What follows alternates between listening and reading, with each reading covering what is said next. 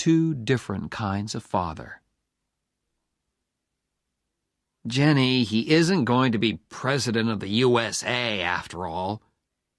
We were driving back to Harvard.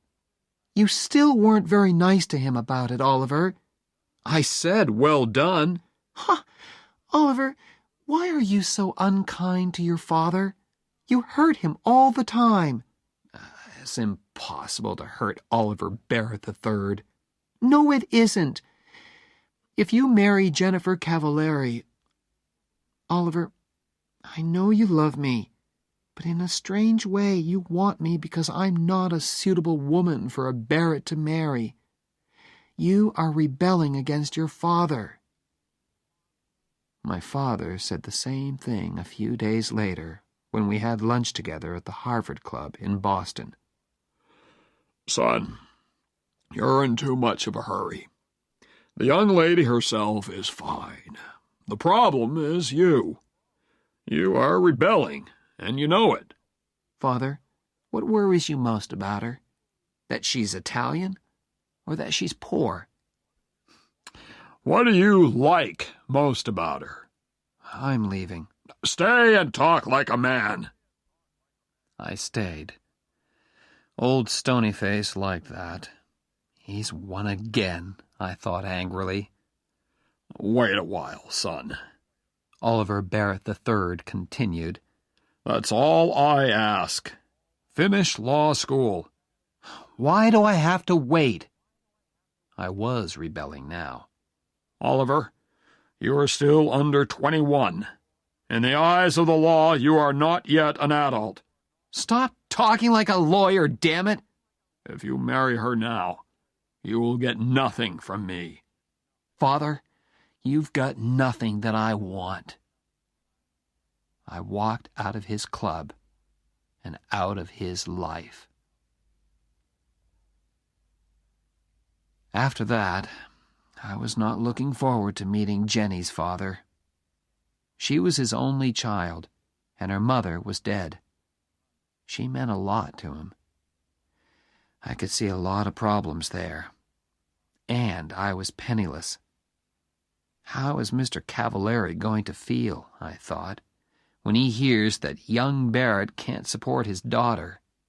Worse, she will have to work as a teacher to support him while he is at law school. As we drove down to Cranston on that Sunday in May, I worried a lot about Mr. Cavallari's feelings. Tell me again, Jen. Okay. I telephoned him and he said okay. But what does he mean by okay? Are you trying to tell me that Harvard Law School has accepted a man who doesn't know the meaning of okay? It isn't a word that lawyers use much, Jen. Just tell me again, please. He knows you're poor and he doesn't mind. Stop worrying, Oliver. Jenny lived on Hamilton Street. It was a long line of wooden houses with children playing in front of them and whole families sitting on their front steps. I felt like a stranger in a strange land as I parked the MG outside 189A Hamilton Street. Mr. Cavallari's handshake was warm and strong. "How do you do, sir?" I said. "I'm Phil," he said. "Phil, sir." It was a frightening moment. Then Mr. Cavallari turned to his daughter. Suddenly they were in each other's arms, laughing and crying and kissing. I felt like a stranger. For some time, I did not have to speak much. Don't speak with your mouth full, my family had told me when I was a child.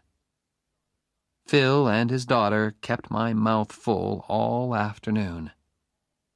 I don't know how many Italian cakes I ate. Both Cavallaris were very pleased. "He's okay," said Phil at last. "I told you he was okay," said his daughter. "Well, I had to see for myself. Now I've seen him. Oliver? Yes, sir? Call me Phil. You're okay. Later, Phil tried to have a serious talk with me. He thought he could bring Oliver Barrett III and Oliver Barrett IV together again. Let me speak to him on the telephone, he said. A father's love is a very special thing. There isn't much of it in my family, I said. Your father will soon realize, he began, when it's time to go to the church. Phil, said Jenny gently, we don't want to be married in church. He looked surprised, then unhappy. But he spoke bravely. It's your wedding, children. You choose. It's okay by me. My next meeting was with the head of Harvard Law School. I'll need a scholarship for next year, sir, I said politely. A scholarship? I don't understand. Your father... My father has nothing to do with it, sir. We've had a disagreement, and he isn't supporting me anymore. The head took off his glasses, then put them on again. I continued. That's why I've come here to see you, sir. I'm getting married next month. We're both going to work during the summer. Then Jenny will support us by teaching. But her teaching won't pay enough to send me to law school. Sir, I need a scholarship. I have no money in the bank. Mr. Barrett, our scholarships are for poor people, and it's too late to ask for one. I do not wish to enter into a family disagreement, but I think you should go and talk to your father again. No, I said angrily. I am not, repeat, not going back to my father to ask for money. When Jenny graduated from university that summer, all her relations came from Cranston to watch. We didn't tell them about our marriage plans because we wanted a quiet wedding and didn't want to hurt their feelings. I graduated from Harvard the next day. Was Oliver III there in the university hall? I don't know. I didn't look for old Stonyface in the crowd. I gave my parents' tickets to Jenny and Phil. But as an old Harvard man, my father could sit with the class of 26. But why should he want to? I mean, weren't the banks open that day? The wedding was on the next Sunday. It was very quiet and very beautiful. Phil was there, of course, and my friend Ray Stratton. Jenny and I spoke about our love for each other and promised to stay together until death. Ray gave me the ring, and soon Oliver Barrett IV and Jennifer Cavalieri were man and wife.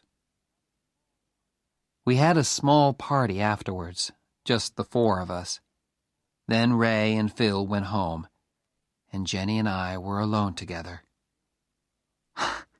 Jenny, we're really married. Yes. Now I can be as terrible to you as I like. Chapter 5. The first 3 years.